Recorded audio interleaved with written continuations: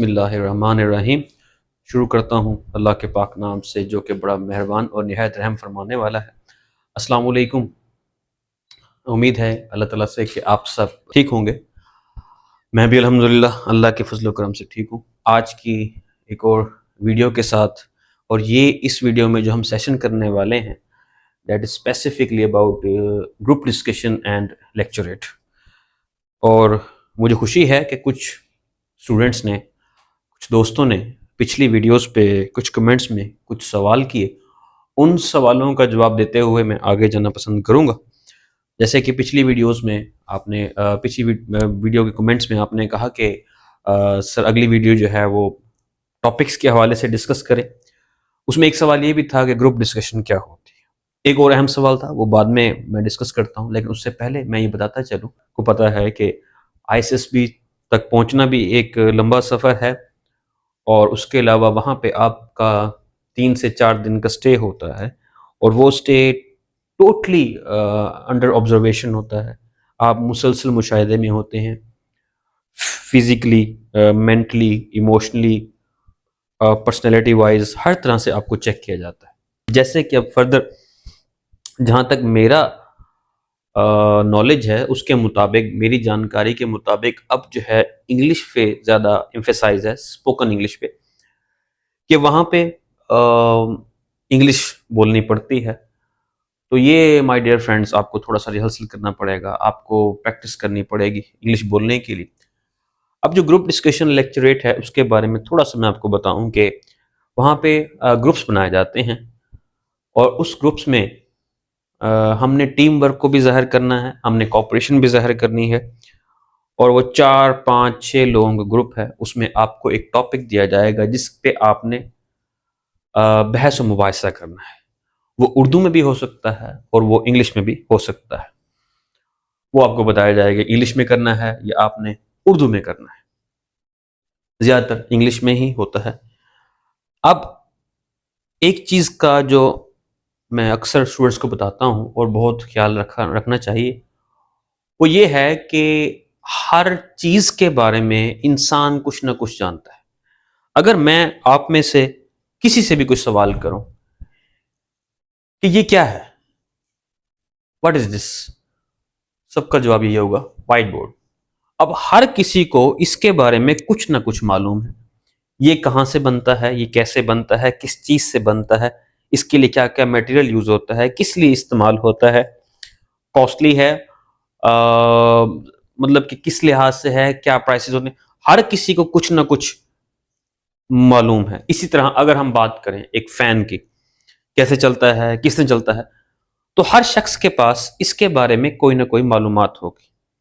اب ضرورت اس بات کی ہے کہ ہم نے اپنے دماغ میں جو ڈیٹا ہے، جو نالج ہے، جو علم ہے، اس کو ہم نے کمپوز کرنا ہے اور وہ پریزنٹ کرنا ہے۔ جو میں نے ٹاپکس لکھے ہیں، میرے پاس ایک لمبی فہرست ہے ٹاپکس کی، لیکن یہاں پہ میں نے فرسٹ 10 ٹاپکس جو ہیں لکھے ہیں ڈسکس کرنے کے لیے، تھوڑا سا انٹروڈکشن دینے کے لیے کہ کیسے بولنا چاہیے، کس طرح بولنا چاہیے۔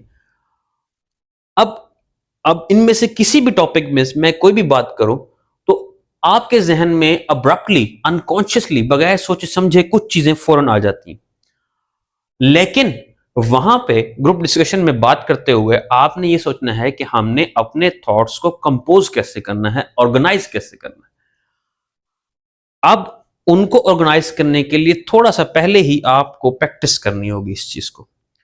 ایک تو یہ چیز۔ دوسری چیز جو میں بتا رہا تھا کہ گروپ ڈسکشن سے مراد یہ ہے کہ جو آپ کے ساتھ ہیں، آپ کی باری ہو سکتا ہے پہلے نہ آئے، دوسرے پہ آئے، تیسرے پہ آئے، چوتھے نمبر پہ آئے، تو آپ نے باقیوں جو دوست ہیں، باقی جو دوست ہیں، ان کی رائے کا بھی احترام کرنا ہے۔ ہو سکتا ہے کہیں پہ آپ ان سے متفق نہ ہوں، اختلاف رائے بھی ہو سکتی ہے، لیکن وہ بھی ایک طریقہ کار ہے کہ ان کو آپ نے ساتھ لے کے چلنا ہے۔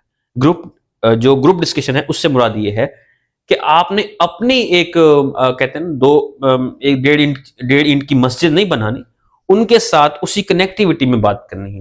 فار سپوز ایک دوست کسی چیز کے اگینسٹ بات کر رہا ہے تو آپ نے اسی چیز میں, آپ کے دماغ میں وہ بات غلط ہے اور آپ کچھ اور کہنا چاہ رہے ہیں, تو اسی کو بالکل لیٹ ڈاؤن نہیں کرنا اور اسی کی بات کو آگے احترام کے ساتھ, عزت کے ساتھ, اسی کو اگر آپ نے کنیکٹیوٹی سے جوڑیں تو وہ زیادہ بہتر ہوگا. تو اس میں لفاظی بہت اہم کردار ادا کرتی ہے.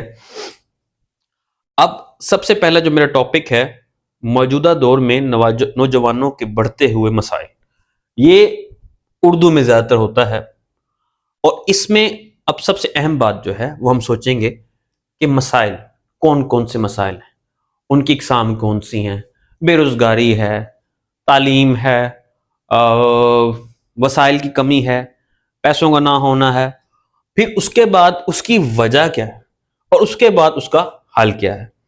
اسی طرح نیکسٹ ٹاپک ہے negative impacts of fast technology. اب یہ ٹاپک انگلش میں پریفریبل ہے. اب اس میں بہت سے اسٹوڈنٹس کیا کہتے ہیں, جی ٹیکنالوجی کا جو امپیکٹ ہے وہ یہ ہے کہ بچے خراب ہو رہے ہیں, آئی سائٹ کمزور ہو رہی ہے, اور اس کے علاوہ ٹائم اور منی ویسٹیج بھی ہے. لیکن جہاں تک میں سوچتا ہوں, جس دور میں ہم آج کل رہ رہے ہیں, we are living in 21st century, and ایک جو 21ویں سینچری کا ایف ایس سی کا اسٹوڈنٹ ہے, اگر ہم پورے گلوب میں دیکھیں تو دنیا کہاں سے کہاں پہنچ چکی ہے. اگر ہم اپنا کمپیریزن انڈیا سے بھی کریں تو ان کے پاس آئی ٹی میں, ٹیکنالوجی میں اسٹوڈنٹس بہت زیادہ آگے ہیں ہم سے. تو ہمیں اس قسم کا سوال جو ہے نا وہ ایف ایس سی کے اسٹوڈنٹ سے ہم ایکسپیکٹ نہیں کر رہے ہوتے. یہ ایک آج کل کے بچے کو بھی پتہ ہے. ہمیں اس سے تھوڑا سا بڑھ کے نالج ہونا چاہیے. ہاں, اس کے لیے آپ کو اخبار سے, آپ کو کرنٹ افیئر سے ٹچ میں رہنا چاہیے. اب اس کا جو میرے مطابق میں ایک ہنٹ دے دوں, جیسے آج کل آپ کو پتہ ہے کوڈ وارز ہوتی ہیں, اس کے علاوہ اسٹاک مارکیٹنگ پہ کیا ہوتا ہے, ہیکنگز کیا ہوتی ہیں, کسی ملک کی اکانومی کہاں سے کیسے خراب کی جاتی ہے, یہ سب کچھ امپیکٹ آف فاسٹ ٹیکنالوجی کے حوالے سے بتا رہا ہوں. اب ہم آتے ہیں اگلے ٹاپک پہ. Is shortcut and easy way to success? No, not at all. ہاں, اگر آپ کہتے ہیں کہ shortcut is an easy way to success, this shows your temperament. آپ اگر یہ بیان کرتے ہیں تو اس ٹینس کے پاس آپ کے پاس کوئی بیس ہونی چاہیے جس پہ آپ اس چیز کو ایکسپلین کر سکیں. Yes, short cut can be an easy way to success. Does any one care when you are suffering? اس کا میں نے ایک چھوٹا سا مختصر سا ایموشنلی سوال ہے, تھوڑا سا جواب لکھا ہے. Near and dear one who cares for you is your near and dear one. جو آپ کی پرواہ کرتا ہے وہی آپ کا پیارا ہے. اب اس کے بعد اگلا ٹاپک ہے سوشل میڈیا امپیکٹس. اب یہاں پہ یہ ٹاپک کلوز ہو گیا. اب اس میں نہ نیگیٹو ہے نہ پوزیٹو ہے. You are free. آپ اس کے نیگیٹو بھی بتا سکتے ہیں, پوزیٹو بتا سکتے ہیں, لیکن میری سجیشن یہ ہوگی کہ آپ پیرالل لے کے چیزوں کو چلیں. کسی بھی چیز میں بہت زیادہ ایکسٹریم کی طرف نہ چلے جائیں کہ بہت زیادہ نیگیٹو نہ بتا دیں, بہت زیادہ پوزیٹو نہ بتا دیں. ہم سب جانتے ہیں کہ سوشل میڈیا کے اگر نیگیٹو امپیکٹس ہیں تو پوزیٹو بھی ہیں, اور پوزیٹو ہیں تو نیگیٹوز ہیں. These both things go parallel, side by side. تو پوزیٹو اور نیگیٹو امپیکٹس ہوتے ہیں, ان کو آپ نے ایکسپلین کرنا ہے, اور ہم سب جانتے ہیں وہ کون کون سے. لیکن پلیز تھوڑا سا اپنا جو یو کین سے اسٹینڈرڈ جو ہے وہ اپ گریڈ کرنا ہوگا regarding telling about the social media impacts, positive اور نیگیٹو بوتھ. اب اس کے بعد اگلا ٹاپک جو میں نے اٹھایا ہے اپنی لسٹ میں سے وہ ہے انسان کا مقدر محنت سے بنتا ہے یا قسمت سے.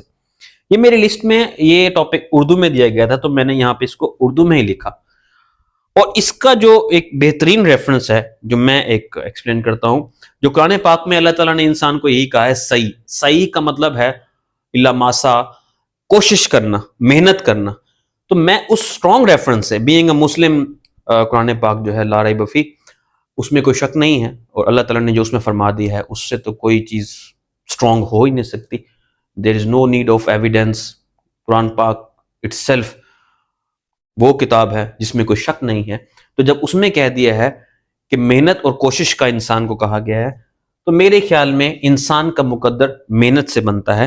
اور اگر آپ کا کوئی اور رائے ہے تو پھر آپ کے پاس, جیسے کہ میں نے اگزامپل دی کہ میرے پاس ایک سالڈ ریزن ہے, میرے پاس ایک سالڈ ریفرنس ہے.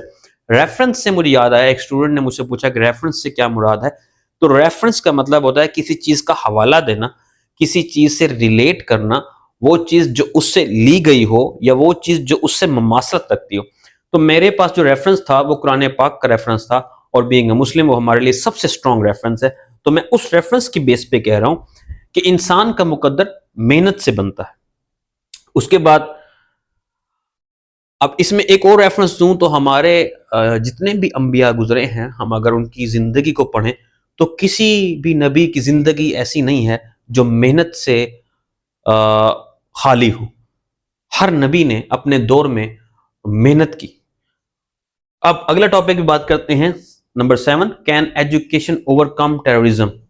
یس، ہمیں پتہ ہے اس بات کا، اور ہمارے ملک میں ایجوکیشن کی کتنی ضرورت ہے. اس کے بعد جو اگلا ٹاپک ہے، یہ ٹاپک میں دے رہا ہوں اور آپ اس پہ خود تھوڑا سرچ کریں گے، تھوڑا سا اس پہ ایکسپلور کریں گے چیزوں کو. کیا مخلوط تعلیم پاکستان میں ہونی چاہیے؟ مینز کو ایجوکیشن پاکستان میں ہونی چاہیے یا نہیں ہونی چاہیے؟ اب اس پہ ہر کسی کا اپنا پوائنٹ آف ویو ہو سکتا ہے، لیکن میں دوبارہ یہی کہوں گا کہ کسی چیز کے بالکل حق میں اور بالکل اینٹی جانے سے پہلے آپ کے پاس اسٹرانگ ایک بیس ہونی چاہیے. نہیں تو کوشش یہ کریں کہ آپ پیرالل رہیں کہ یہ فائدے ہیں یہ نقصان ہیں. تو کسی چیز کے بالکل ایٹ ون سائڈ آپ نے نہیں ڈیسائیڈ کرنا. کیا پردہ ترقی کی راہ میں رکاوٹ ہے؟ یہ بھی میں نے اوپن اینڈ چھوڑا. اس کے بعد are we really a corrupt society? یہ ایک ویسے ہی آج کل کا you can say that is the hot question, especially for us being Pakistani. We always like to blame others, we always like to blame bureaucracy, judiciary, politicians, but this is the question, and we all know the answer. Are we really a corrupt society? ہمیں تھوڑا سا کبھی کبھی اپنے آپ کو دیکھنا چاہیے. اچھا، اسی کرپٹ سوسائٹی کے حوالے سے ایک کویسچن میرے پاس آیا تھا، میں اس کا جواب دیتا جاؤں کہ کیا آرمی میں صرف آرمی والوں کے بچے ہی ریکمینڈ ہوتے ہیں؟ تو کہا یہی جاتا ہے کہ شیر کے بچے شیر ہوتے ہیں، لیکن اگر آپ ہسٹری اٹھا کے دیکھیں تو ایسا نہیں ہے. کیا قائد اعظم کے والد بھی قائد اعظم تھے؟ اب آپ کہیں گے کہ میں سوال پہ الٹا سوال پوچھ رہا ہوں، تو اسی میں ہی جواب ہوگا. کیا علامہ اقبال کے والد بھی علامہ اقبال تھے؟ کیا ٹیپو سلطان کے والد بھی ٹیپو سلطان تھے؟ ہاں، ایک بات ہے کہ جینز میں اور انسان کے خون میں کچھ چیزیں رچی بسی ہوتی ہیں، لیکن کچھ چیزیں انسان کو خود لے کے آنی پڑتی ہیں. اب اس سوال کا جواب یہ ہے کہ آرمی کے اگر ہم پریکٹیکلی بات کریں تو ٹھیک ہے، ان کو پریفرنس دی جا سکتی ہے، لیکن اس بات کا تو ہم نے یہ نہیں اٹھا لیا بیڑا کہ وہ سلیکٹ ہوں گے تو ہم کیوں محنت کریں ہم سلیکٹ نہ ہوں. ٹو سم پرسنٹیج ہم کہہ سکتے ہیں کہ وہ سلیکٹ ہوتے ہیں، لیکن ایک بات ہمیشہ یاد رکھیے گا کہ ہمیشہ ایک پوسٹ جو ہے وہ خالی ہوتی ہے. ہر ادارے میں ہر جگہ پہ ایک جو سیٹ ہے نا وہ خالی ہوتی ہے. That is always on the top. One seat is vacant at the top. وہ ہمیشہ خالی ہوتی ہے. اس پہ کوئی سفارش کچھ نہیں چلتا، اس پہ صرف محنت چلتی ہے اور اللہ کا کرم چلتا ہے. آپ دعا کریں، محنت کرتے رہیں، اور ایٹ دا اینڈ دوبارہ یہی کہوں گا کہ آرمی کے بچوں کے لیے ظاہر ہے کہ ان کے والدین نے وہاں پہ سرو کیا ہے تو ان کے لیے کچھ کوٹا ہے، لیکن اس کے بعد جو باقی سیٹس ہیں وہ باقی لوگوں کے لیے ہیں، سویلین ہیں. اور اگر ایسا ہو تو صرف آرمی کے لوگ ہی آرمی میں جائیں، بیوروکریٹس کے بچے ہی بیوروکریٹس بنیں، جو چارٹرڈ اکاؤنٹنٹ ہیں سی اے کر رہے ہیں ان کے بچے ہی صرف کریں. ہاں، ایک چیز بیٹا ضرور ہے جو ہمیں ریئلائز کرنی چاہیے، دیٹ از ریئلٹی. دیکھیں، اگر میں ایک کسی بریگیڈیئر کے گھر میں اگر 1 مہینہ گزاروں گا اس کے ساتھ، تو میرے اندر کچھ چیزیں ویسے ہی پیدا ہو جائیں گی آٹومیٹکلی، انکانشیسلی. اب ایک بچہ جب کسی آرمی والے گھر پیدا ہوتا ہے تو اس کے اندر وہ چیزیں بلٹ ان ہو جاتی ہیں، وہ شروع سے ہی پالش ہو جاتا ہے.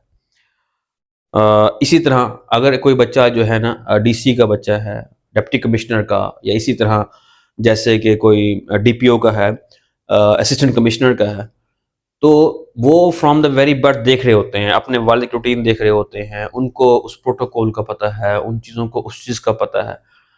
لیکن ہم یہ نہیں کہہ سکتے کہ صرف ان کا ہی حق ہے. ان کے لیے تھوڑا سا چیزوں کو اڈاپٹ کرنا ایزی ہوتا ہے، ہمارے لیے چیزیں کچھ نیو ہوتی ہیں، سویلینز کے لیے، باقی لوگوں کے لیے. لیکن بات وہی کروں گا جو میں نے پہلے ہی ریفرنس دے دیا کہ انسان کا مقدر محنت سے بنتا ہے یا قسمت سے. محنت کبھی رائے گاہ نہیں جاتی، اور اسی سے محنت سے ہی قسمت بدلتی ہے. یہ بات ذہن میں رکھیے گا.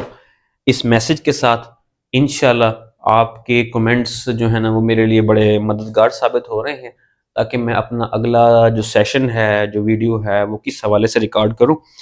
تو انشاءاللہ اگلی ویڈیو میں ملاقات ہوتی ہے. ٹل دین ٹیک کیئر، اپنا خیال رکھیں، محنت کریں، دعاؤں میں یاد رکھیں. اللہ حافظ.